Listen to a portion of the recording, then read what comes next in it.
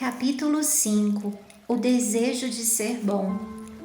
A promessa de Deus é: buscar-me-eis e me achareis quando me buscardes de todo o vosso coração. Jeremias 29:13. O coração deve ser entregue a Deus, ou jamais será operada em nós a mudança para restaurar-nos à sua semelhança. Estamos, por natureza, alienados de Deus. O Espírito Santo descreve nossa condição em palavras como estas: mortos nos vossos delitos. Efésios 2:1. Toda a cabeça está doente e todo o coração enfermo. Não há nele coisa sã. Isaías 1:5, 6. Estamos retidos nos laços de Satanás, tendo sido feitos cativos por ele para cumprirmos a sua vontade. 2 Timóteo 2:26. Deus deseja nos curar e nos libertar. Como isso requer completa transformação e uma renovação da nossa natureza, devemos nos entregar inteiramente a Ele. A luta contra o eu é a maior de todas as batalhas. A renúncia do eu, a sujeição de tudo à vontade de Deus, requer uma luta. Mas a pessoa deve se submeter a Deus antes de ser renovada em santidade. Ao contrário do que Satanás quer que pensemos, o governo de Deus não é baseado na submissão cega, no domínio sem razão. Ele apela para o intelecto e para a consciência. Vinde, pois, e arrazoemos. Isaías 1:18. É o convite que ele faz para os seres que criou. Deus não força a vontade de suas criaturas. Ele não pode aceitar uma homenagem que não seja uma oferta voluntária e inteligente.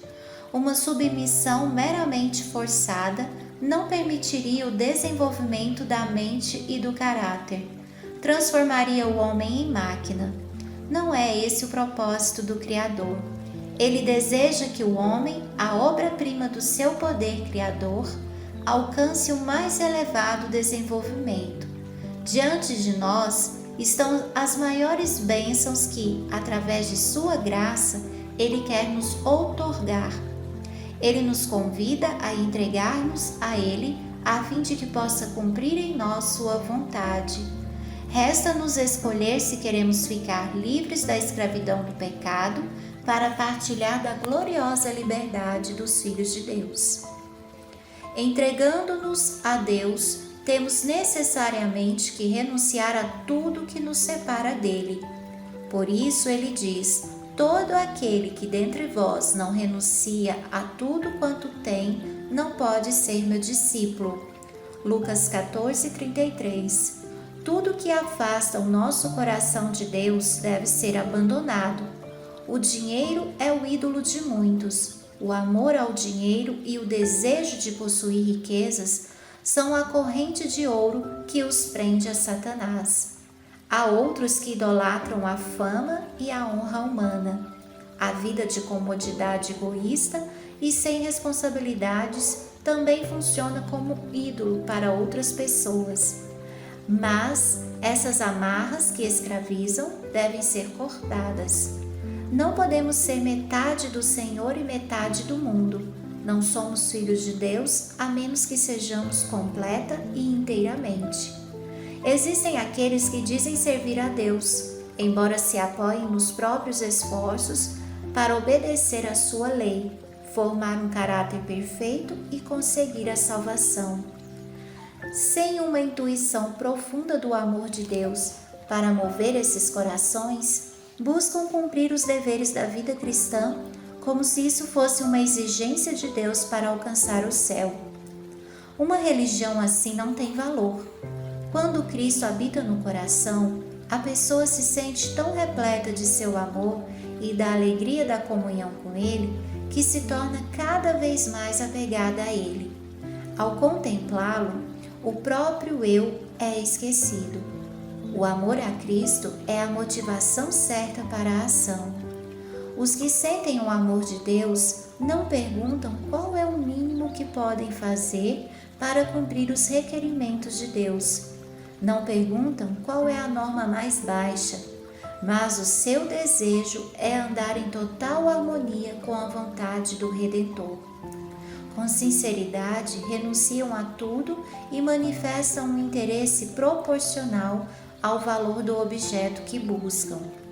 Dizer ser cristão sem sentir esse amor profundo é falar de maneira vazia, formal e extremamente penosa. Você julga ser um sacrifício muito grande renunciar a tudo por Cristo? Faça a si mesmo esta pergunta: o que Cristo deu por mim? O Filho de Deus deu tudo, vida, amor e sofrimento, para a nossa redenção. Será possível que nós, os indignos objetos de tão grande amor, não queremos entregar-lhe inteiramente o coração? Durante toda a nossa vida, temos sido participantes das bênçãos da sua graça e, por essa razão, não conseguimos perceber plenamente a extensão da ignorância e miséria de onde fomos salvos. Seremos capazes de olhar para aquele a quem nossos pecados perfuraram e ainda menosprezar todo o seu amor e sacrifício? Contemplando a infinita humilhação do Senhor da Glória, iremos ainda reclamar por não poder ganhar a vida eterna, senão à custa de conflitos e humilhação própria? Diante da pergunta de muitas pessoas cheias de orgulho, por que preciso me arrepender e me humilhar antes de ter a certeza de que sou aceito por Deus? Eu aponto para Cristo. Ele era sem pecado e, mais que isso, era o príncipe do céu, mas em favor do ser humano fez-se pecado em seu lugar. Foi contando com os transgressores, contudo, levou sobre si o pecado de muitos e pelos transgressores intercedeu. Isaías 53, 12. Mas o que mesmo estamos renunciando quando renunciamos a tudo? Estamos nos livrando de um coração contaminado pelo pecado, entregando-o para que Jesus o purifique, lavando-o com seu sangue e o salve pelo seu amor incomparável. Apesar disso, alguns ainda acham difícil renunciar a tudo. Envergonho-me de ouvir falar isso e de escrevê-lo. Deus não pede que renunciemos a coisa alguma que traga benefícios para nós. Em tudo o que faz, Ele tem em vista o bem-estar dos seus filhos. Quisera eu que todos os que não aceitaram a Cristo pudessem perceber que Ele tem coisas incomparavelmente melhores para oferecer do que aquilo que estão por si mesmo buscando. O ser humano provoca os maiores males e a maior injustiça para consigo mesmo quando pensa e age contrariamente à vontade de Deus. Nenhuma felicidade verdadeira existe no caminho proibido por aquele que sabe o que é melhor e quer o bem das suas criaturas. O caminho da transgressão só leva à miséria e destruição. É um erro pensar que Deus tem prazer no sofrimento dos seus filhos. Todo o céu está interessado na felicidade do ser humano.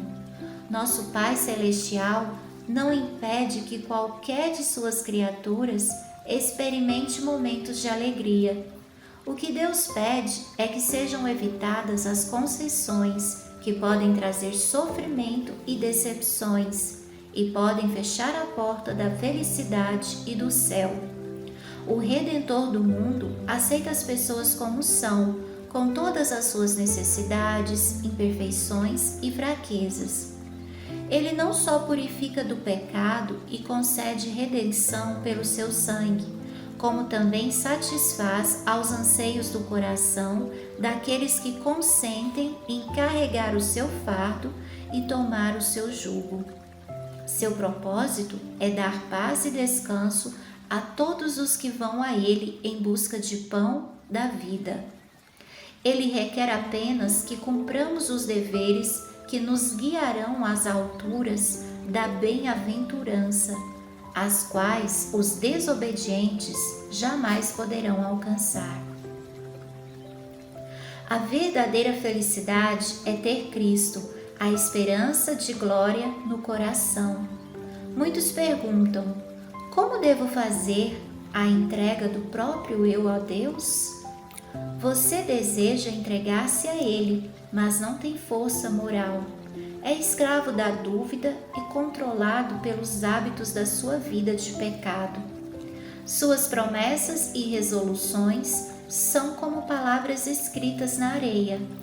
Você não consegue controlar os pensamentos, impulsos e afeições.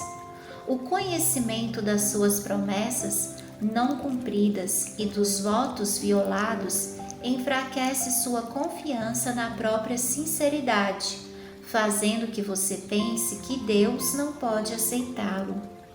Mas você não precisa se desesperar. Só precisa compreender a verdadeira força da vontade. Este é o poder que governa a natureza do homem, o poder de decidir, escolher. Tudo depende da ação correta da vontade. O poder de escolha que Deus deu ao ser humano deve ser exercitado. Você não pode mudar o próprio coração nem por si mesmo, entregar suas afeições para Deus, mas pode escolher servir a Deus. Você pode dar-lhe sua vontade. Ele então operará em você o querer e o fazer, segundo sua graça. Desse modo, toda sua natureza estará sob o controle do Espírito de Cristo. Suas afeições ficarão centralizadas nele e seus pensamentos estarão em harmonia com ele. É correto desejar ser bom e viver uma vida santificada, mas nada disso tem valor se ficar apenas no desejo. Muitos se perderão enquanto esperam e desejam ser cristãos. Eles não chegam ao ponto de entregar sua vontade a Deus. Não escolhem agora ser cristãos. Através do correto exercício da vontade, uma transformação completa pode ocorrer em sua vida. Entregando a vontade a Cristo, você se une com um poder que está acima de todos os outros. Obterá força do alto para permanecer firme e, pela constante entrega a Deus, será capacitado para viver a nova vida, a vida da fé.